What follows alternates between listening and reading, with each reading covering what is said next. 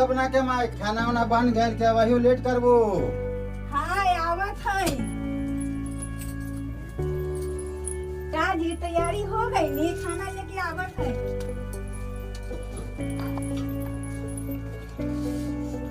ए माई हमार जूता देखलू है का भाई नइखे मिलत। सबना हमार जूता देखलू है नइखे मिलत। हाँ अभी लागत है।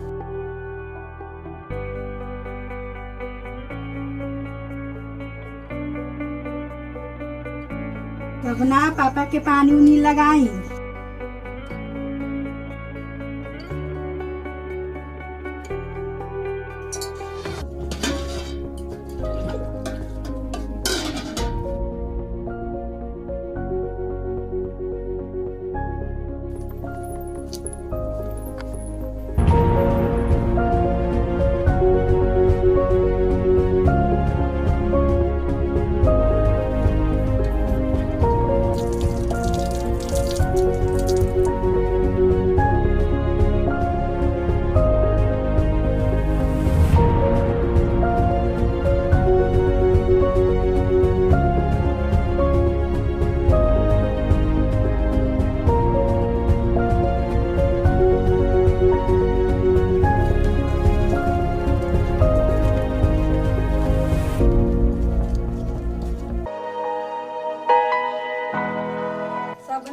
लाई माथा बांध दी।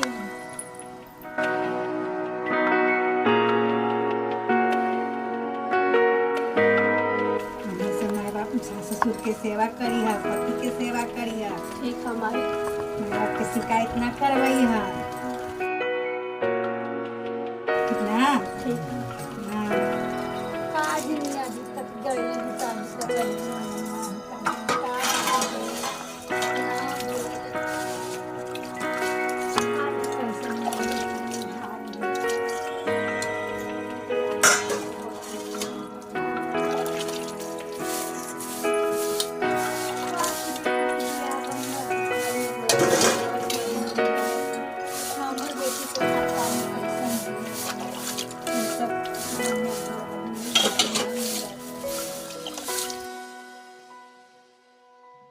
अरे भाई वो सब ना के माई।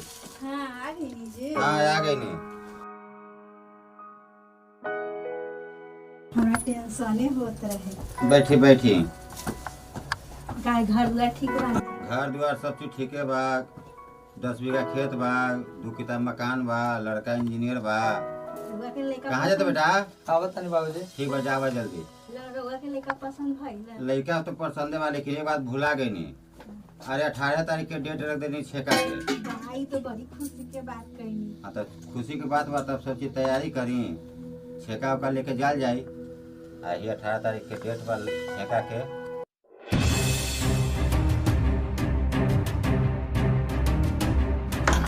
कहो लल्लू का हाल चाल? मदे बैठा बैठा का हाल चाल? ठीक है। कितना में घड़ी ले बड़ा सुंदर हवे। 1300 में।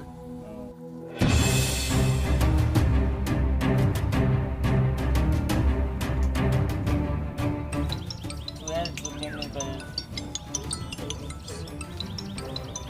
जैसे रोका भाई कुछ नहीं होता।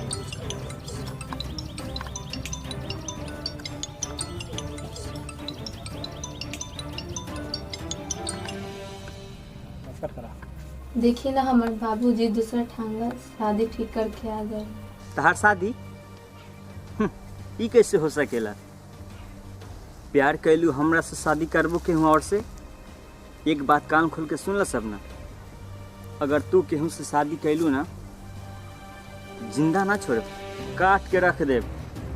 और एक बात आओ कान खोल के सुन ल, अगर तरह से शादी करे के बा ना हमरा से तो तू नदमा स्टेशन पर आ जा। हाँ केहू के भनक ना मिले के चाहिए, बस जैसे कहा तनी वैसे तू चुपचानी कर। नदमा स्टेशन पर आवा मिलेला, हम वहीं से दोनों कोई हरहार हो जाए। ठीक बा? ठीक बा हम आई। सब ना खाना बना के रखा, दादी के देख के हम आवत है। ठीक है मम्मी।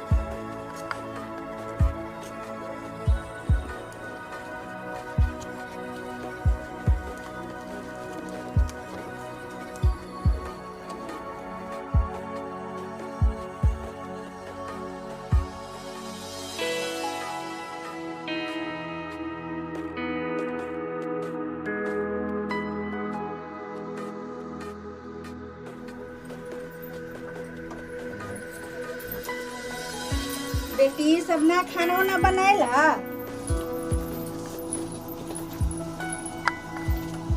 खाना उना बनेगो न कैलक के कहाँ चल गेलक के छोड़ छाड़ के। का नी कैसन छोड़ी है?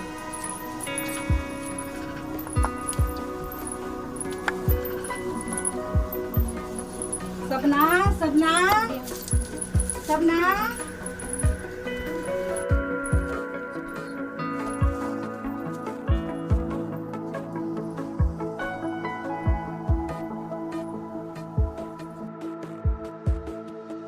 सब सामान छोड़ के छोड़ दो सरिया था नानी कहने गए लेकिन बताने के पता नहीं क्या।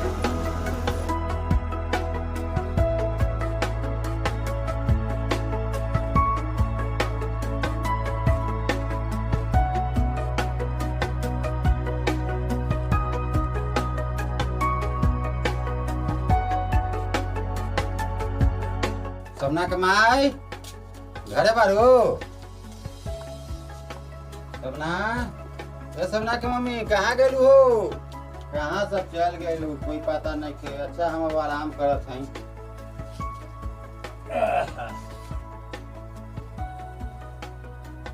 कानी कहाँ चल गेला के छोड़ पतो ना रहे कखनी कहाँ चल जाए है कह आ गई नी जी। हम तो आइए गए नहीं तो नहीं दोनों माई बेटी कहाँ गए रहलो? हाँ सबना के पता है रहिए ना कानी कहाँ चल गेला के छोड़ के अभी ले पता नहीं सब डौलिया ही खोज अली चाची ही खोज अली कहूँ पते नहीं ओकरा। तो एकरी कहाँ जायू? हाँ ठीक बा हम जाता नहीं खोज के आवता नहीं ओकरा के जाए कहाँ गइल बाड़ी। हम आवत ही खोज के सब नाम के कहाँ गइल बाड़ी। आ गइल पापा ना? हाँ बाबूजी। अरे सबना के पता नहीं खे हम जाता नहीं ओका खोजे खातिर देखलू। हाँ सामना का भाई? अरे का भर कहाँ गइल बा पता नहीं खे हम आवता नहीं खोज के ओकरा। ठीक है बाबूजी। माँ हाँ बेटा सबना के पता चला है बेटा? नहीं के माँ नहीं के पता चले। पापा गए हैं पता करने अब आइए करेंगे। हमू तो कहलिए कि कानी जा खोजे करने गेल है कने ना गेल है अभी तक पते नहीं। खाना चढ़ा के चल गेल खेबे खानो न बनेलक है ठीक से। हमारे यहाँ देख के देरी से खोज रही है बे कानी जाके देख सखी सहेली कन चल गेल कि का देखा जा करके।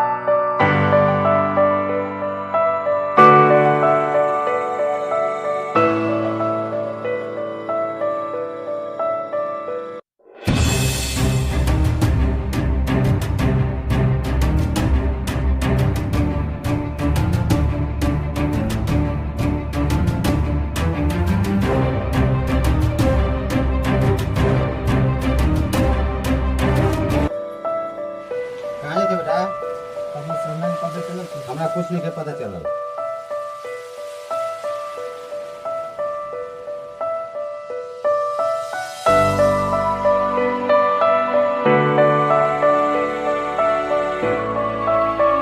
आ गई जी, सबने के पता चल। हमरा कुछ नहीं के पता चलल। ये जी में कुछ डाउट लगा था, कुछ ठीक नहीं खे बुझा था। हाँ सबना के माई, हमरो कुछ ठीक नहीं खे लागत। ये जी छोटी कल जाई ना, कुछ पता वहाँ चली जा करके। हाँ सबना के माई, हमरो यही लगा था कि सुबह बबुआ के लेके निकलब खोज के आए।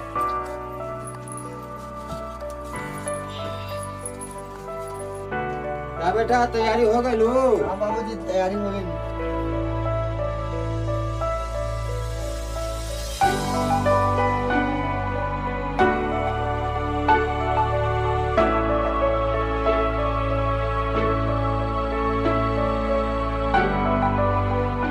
खोज के जल्दी आएम जी। ठीक बा, आप बताएं जल्दी खोज के। क्या मुसीबत आ गए।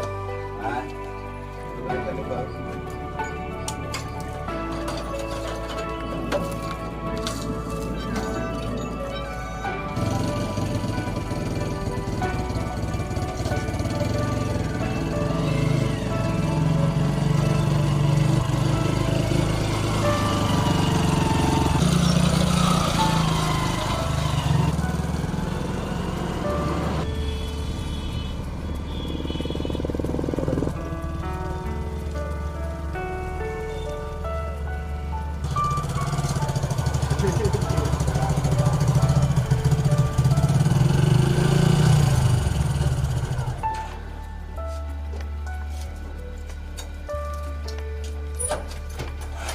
काजी केहू घर में बाहर आन।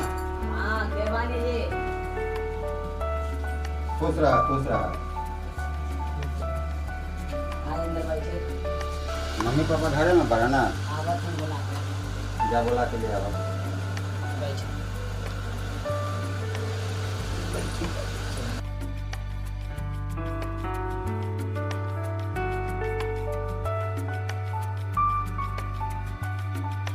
माई। हाँ बेटा, नीचे मौका है। जा सकते।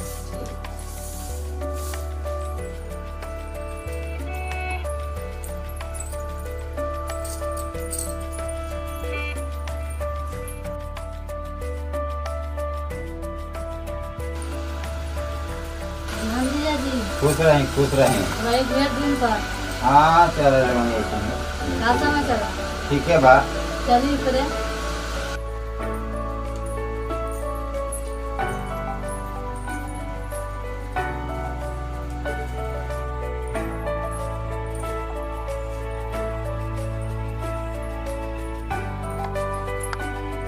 सनी के पापा कहाँ बनी? सनी के पापा देखी ना के तो आइल बा।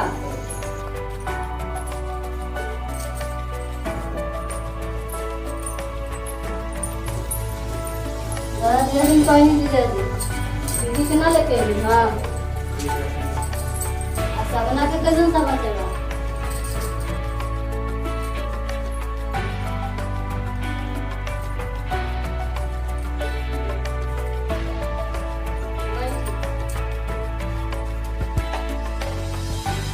पता न के आइल बड़ा, तनी देख ली के आइल बड़ा। के आइल बड़ा? जीजा जी आइल बनी। ओ अच्छा भेट उठ कर लेगी। जी प्रणाम। खुश रहें, खुश रहें, खुश बढ़िया रहें। से सुना जा गुजर खुश रहा। क्या है जी, घूम के हाथ में बड़ा ठीक पड़ा है। भेंट मुलाकात कर दी। तो इबे आइल गेल छोड़िए दे बानी। नहीं छूटल कैसे। तब बताई घर के समाचार। दीदू सब ठीक बिया ना? ठीक है बारा सब। का कहीं का तुम के बोला था सब ठीक बा ना? का कहीं पहले से सपना के पते नहीं थे कहाँ चल गए बा का भइल। तो सपना के मम्मी बड़न की छोटी कम जा तो हम यार बनी आप अपना जा सके सब नहीं है तो नहीं किया है। पता नहीं चलता कहीं से फोन में आयल बा कि ना? ना पहला बार तो हम यहाँ आए कर नहीं खोजे थी चलो तुम वहीं सपना के मम्मी बड़न को वहाँ जाकर खोज ला वही से पहला बार यहाँ आइली, फोन तो कहीं से ना आयल बाटे। कहाँ सा बड़ी दिन पर? हाँ बेटा, घूमते टहलते चल रही है थोड़ा सा सपना के खोज में। सब चीज़ तो ठीक है बा, खाली वही सपना के खातिर बेदम बानी एने उन्हें खोजता नहीं, कहीं ना पता चलता। खुश रह बेटा, खुश रह, खुश रह, खुश रहो। खुश रह। स्कूल जाता रू बेटी? हाँ।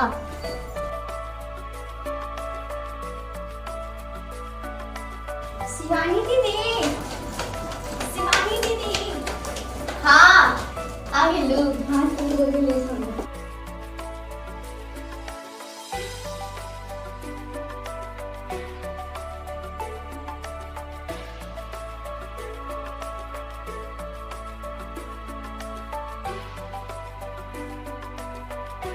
सपना कुछ पता नहीं क्या है, ठीक है बा।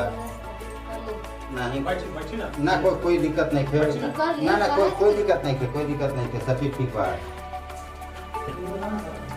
का भाई जी जी कहाँ चल रही? परेशान रहलन। का भाई? का बताई, सपना के पापा तो बतैलन कि कल से सपना के कोई पते नहीं थे, कहाँ जा सकेली। कहाँ जा सकेला सपना जी? दीदियों घर तो परेशान हुई। ये बात करनी बोला का बात है?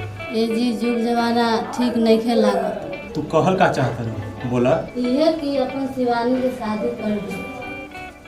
का दिमाग ठीक बाकी ना? अभी हमार शिवानी छोट भी है, अभी हम शादी उदी ना करब, हमार बिटिया भी नाबालिग ही है। काहे न बात मान करी जी? दिक्कत है कि गांव घर में कैसन कैसन काम हो रहल बा। जुग जमाना ठीक नहीं खे। बात मानी ना, आगे जाके हमार बिटिया कोनो गलत कदम ना उठा ले।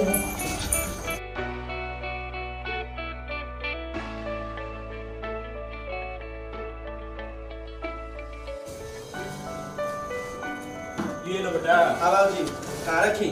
एने एने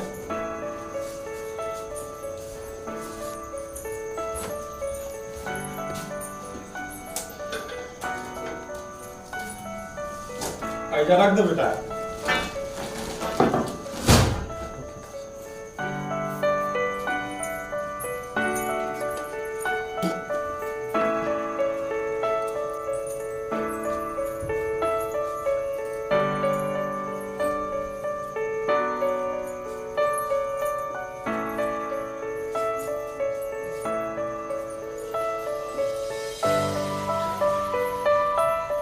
गाँव समाज में का मुँह दिखाए? हाँ शिवानी के माँ हमरो इहे लागता। ठीक बा, हम कल ही लड़का देखे जाए। एक बार जाए सनी पे विकास के ले जाए। ठीक।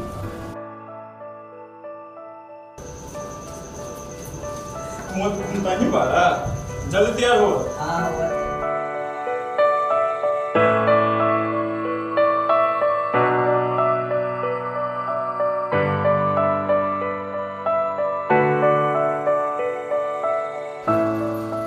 तैयारी हो गई जी? हाँ शिवानी के मम्मी, हमर गमछी देख लो। हाँ हाँ देखिए आप लावा जल्दी। जूता देख लूँ भाई।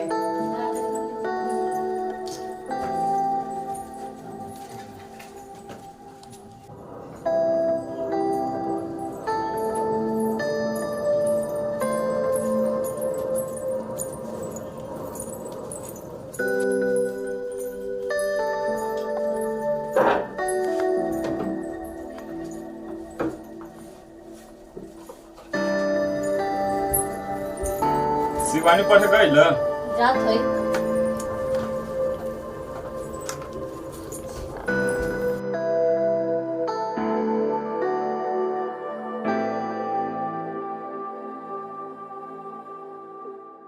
एना एक बाबूजी और भैया कहाँ जात बारे? हमार लड़का देखे जाता ना कहाँ जाइए? का हमर शादी? ए माई हमार शादी अभी ना करी माई, कुछ दिन पड़े दे माई। का करी बेटी, जुग जमाना खराब बा। हम बाबूजी के ना जाने दे माई।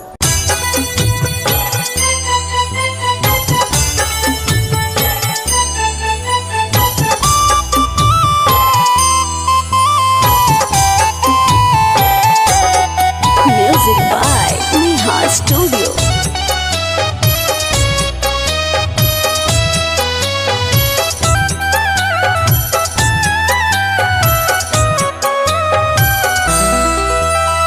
छोटा ही उमरिया पा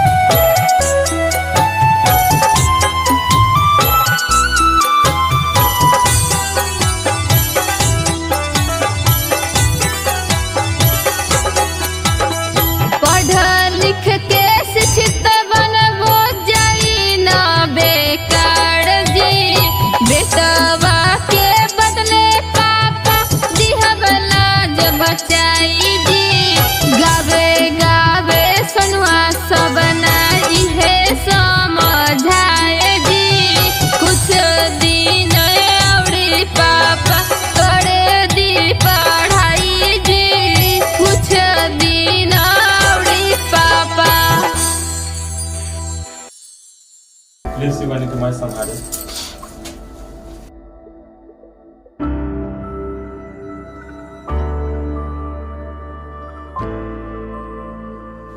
बबुआ सन्नी, विकास तैयार हो गइला? हाँ जी।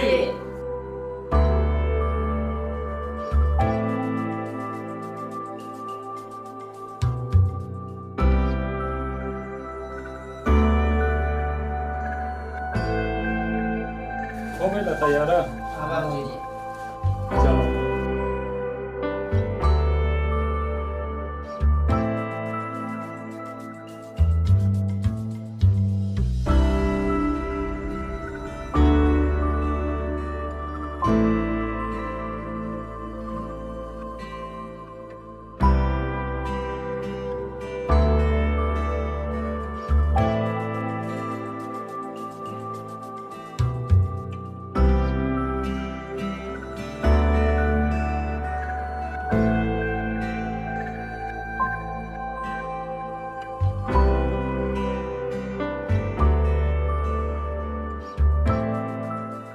हो गई बेटा?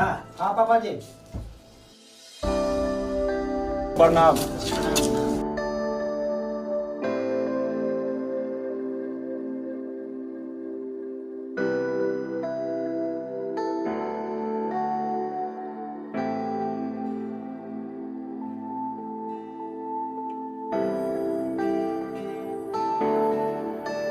कोई तकलीफ नहीं ना भाई? जी ना सब बढ़िया से चले लिखे। रंजीत बाबू, नाश्ता पानी लावा। हाँ बाबूजी। करना।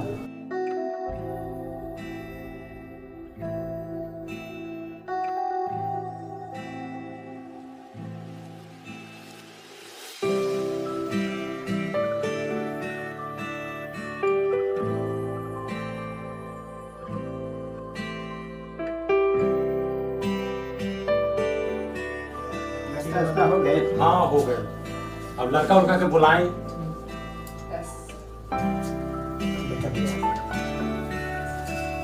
खुश रहा बबुआ।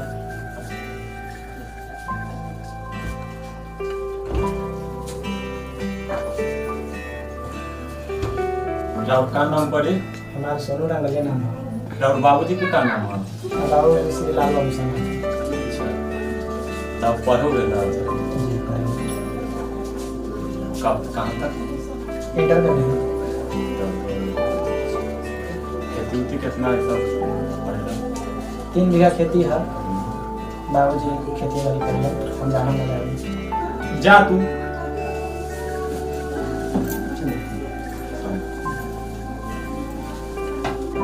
अब तो सब कुछ देख ही ले ली, ठीक ठाक है, सब पसंद है। तब दान दहेज बता देती कितना दान दहेज है।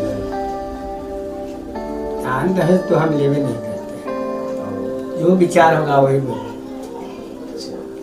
विचार तो अपने के अच्छा है। लड़की अच्छा चाहिए। हाँ यही होना चाहिए कि घर परिवार बढ़िया। विचार तो अपने के अच्छा है। तो चलो ही सब कुछ तो पसंद है। चलो ही जी प्रणाम।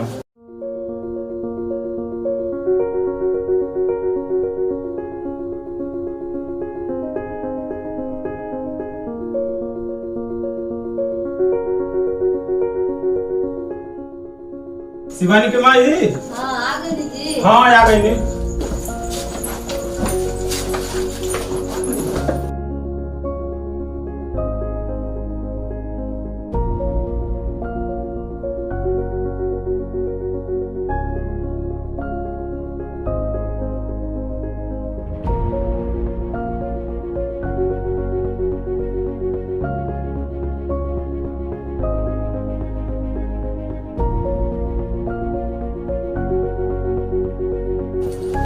पानी पी ली।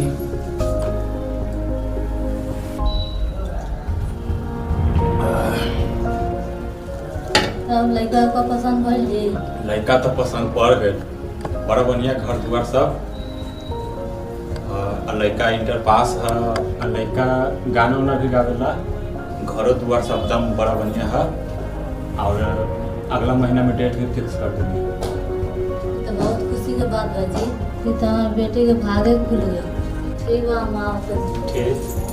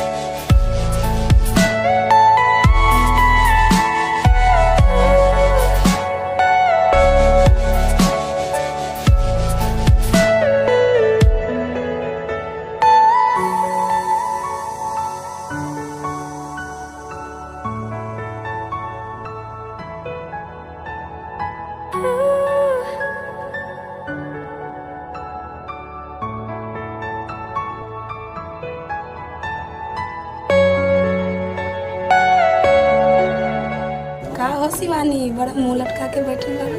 बोलो शिवानी, ना क्यों शर्मा रही हो? थोड़ा मुस्कुरा दो। शिवानी मना कर दिए क्या वो कुछ बोलने के लिए? Are you all my personal dreams?